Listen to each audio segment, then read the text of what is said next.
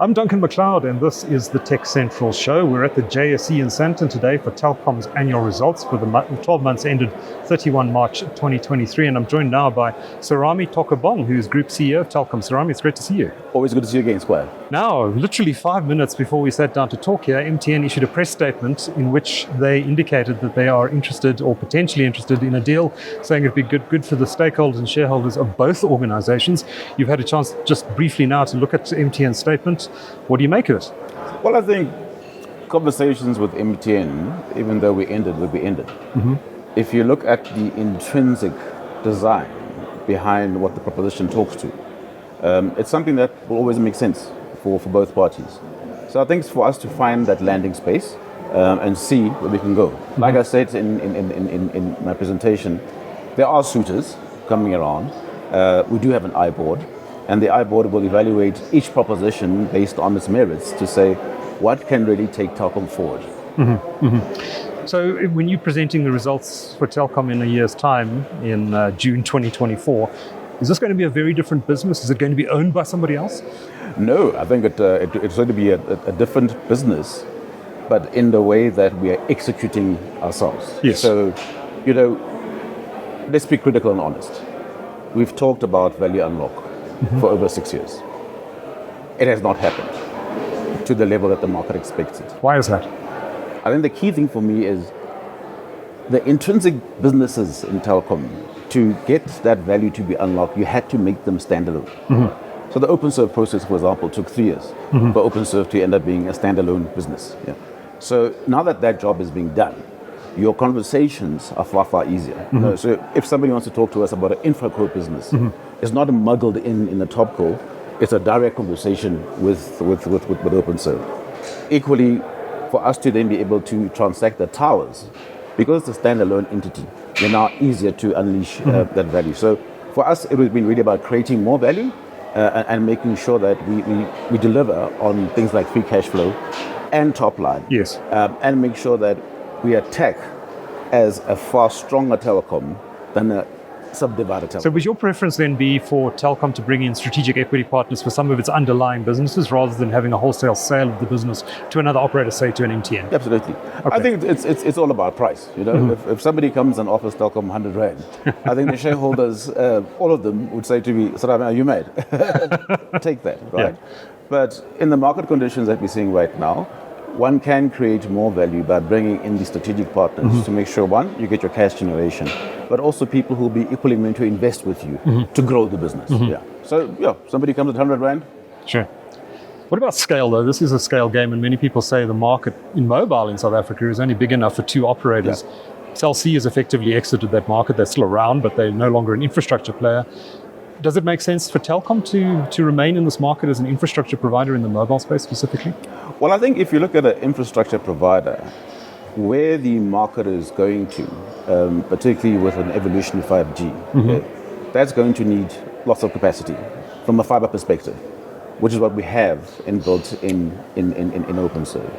If you talk about market consolidation, we've seen it happen mm-hmm. Globally, right? And it's who's the right partners at what levels, and also the impact of competition commission, mm-hmm. because whatever remedies they might want to come up with might make what looks like a PowerPoint good plan a financially unviable one. Right. And there's a lot of talk around potential restructuring at Telkom and potential shareholders. Your former CEO is looking to bid. Where does this leave Telkom? Let's just assume for a moment that the MTN deal does not happen, that the Axian Sipho Maseko deal does not happen, the Telkom continues as it currently does in the market. Is that sustainable for the next 5 years? What does Telkom 5 years from now look like without a partner, without a strategic equity partner, without an MTN buying it out? So I think the appetite, certainly at InfraCo level, is there. Yes. Right. People have shown an interest in OpenServe, for example.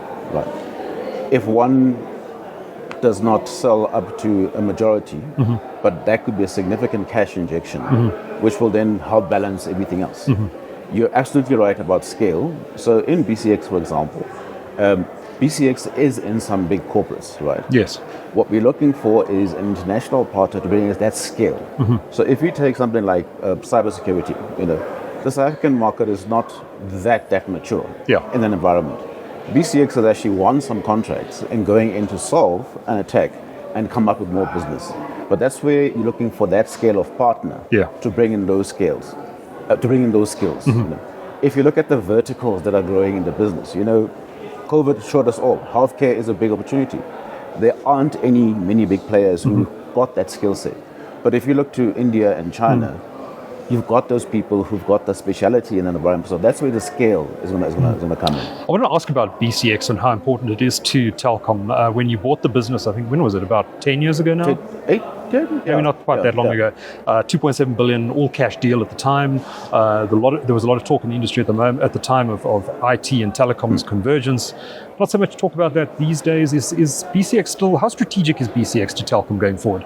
So I think if you look at just the layers that Telkom needs to build on. Right? So it's one thing to have infrastructure. So you've got fiber, you've got data centers, right? But data centers empty are not generating much revenue. So that's a role of the like of a BCX to make sure that your occupancy and your usage, particularly people moving to cloud, is critical in that environment. So in terms of where we're evolving or where the technology is evolving, having the infrastructure is one thing. Having a strong sales arm and also having services on top of that is the next layer. And that's the role that BCX plays for us. So BCX will stay an asset within It'll stay Telkom. an asset, yeah. Right. And you're talking to potential strategic equity partners. I presume both local and international. Can you maybe give us a bit of flavor as to who you're talking to? So generally, we've looked at the East. So China. India has been preferred, India and China, because markets are similar to us in terms of the customer bases they service. Sure. And that's where our natural tendency has been. Unfortunately,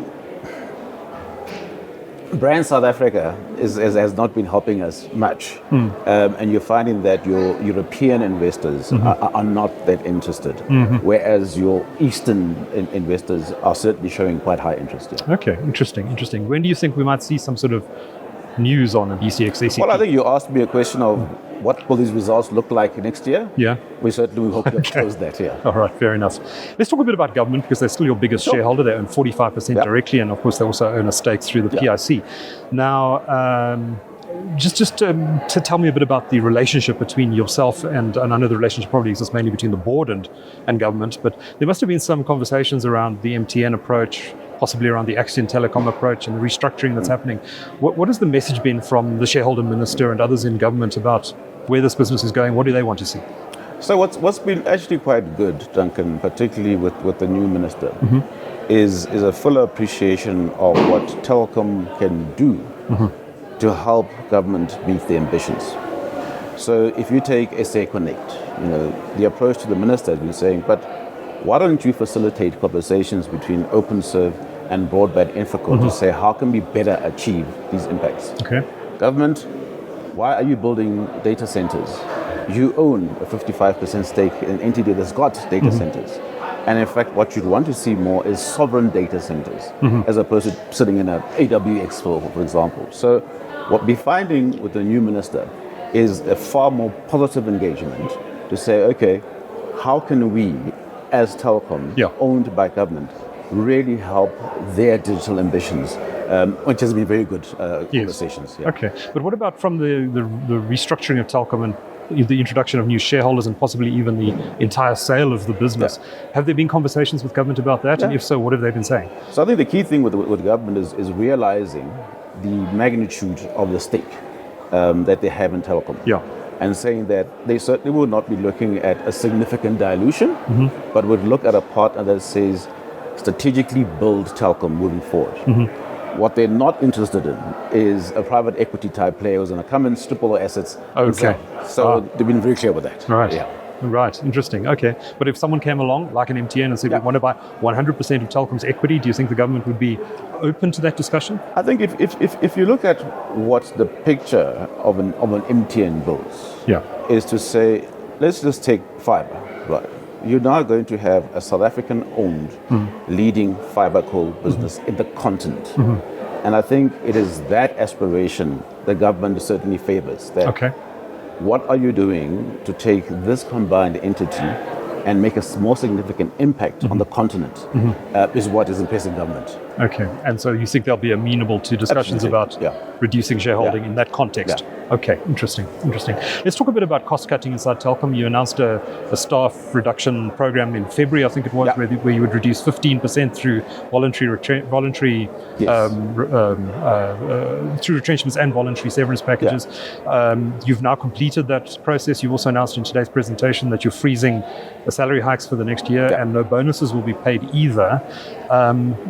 Where are you in terms of the staff complement of Telkom relative to your competition? Do you still employ too many people?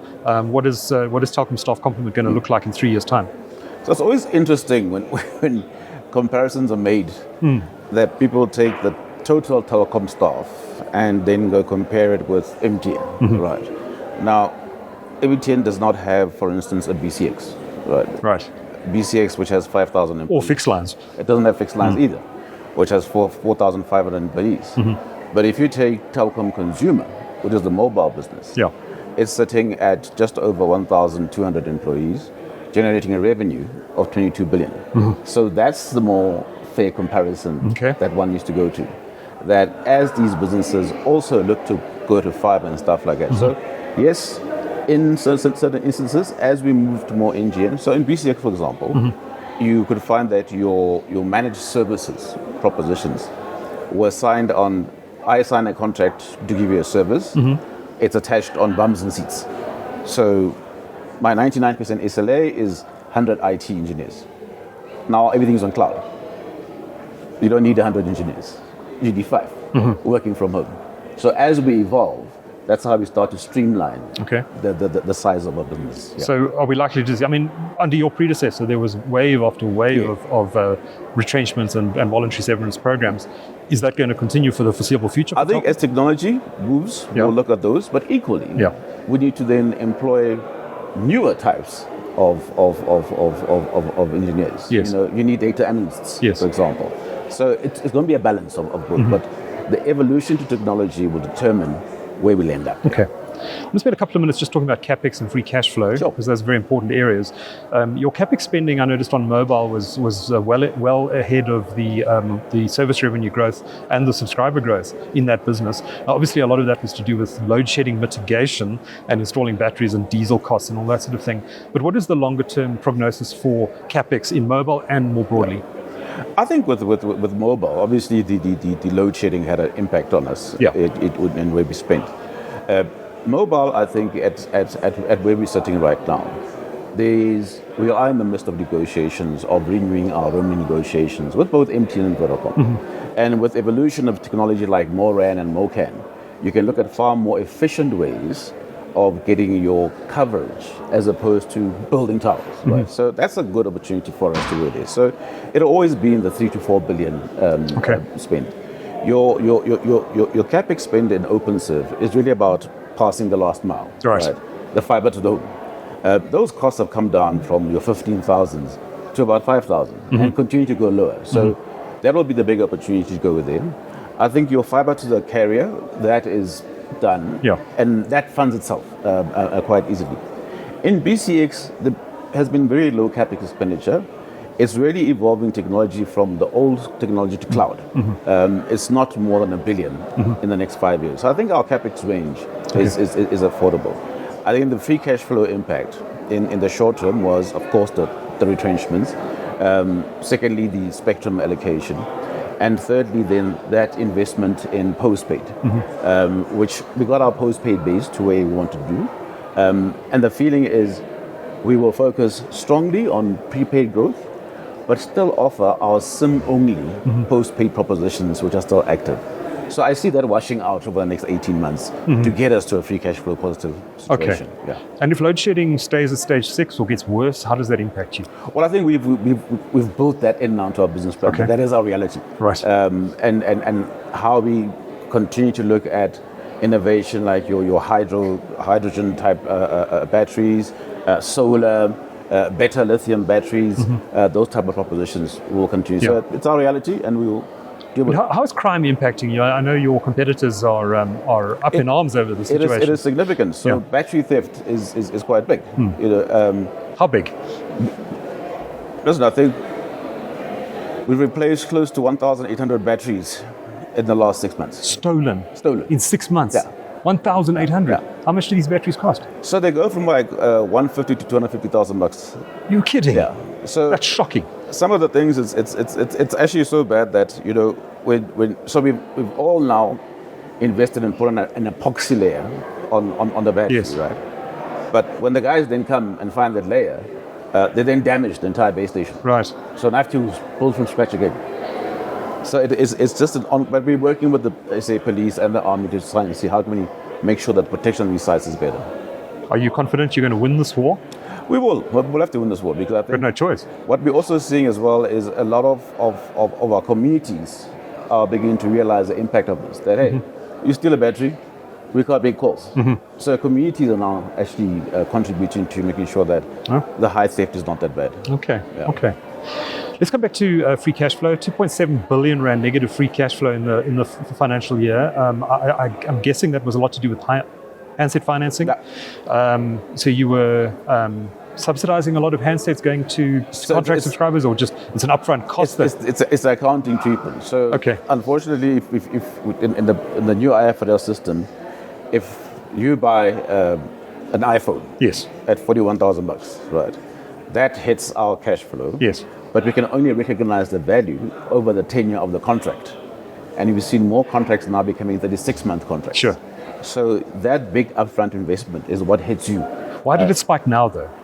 Because we intentionally actually went to go after our postpaid base. Our postpaid was 10% of our base, compared to our competitors at 16 to 20%. Okay. So it was for us to say, at least with the postpaid, you've got kind of like more annuity income for that. So it was an intentional attack to go and grow our postpaid base a bit. But obviously, the accounting treatment and the impact of the cash flow, and obviously currency as well, because those devices are mostly imported and. Okay. So Rami, unfortunately, I'm being told we are out of time, but thank you so much for taking the time to talk to TechCentral this morning. It's much appreciated, and hopefully we'll get a chance to catch up in some more detail soon. Thank you so much. Thank you. Cheers.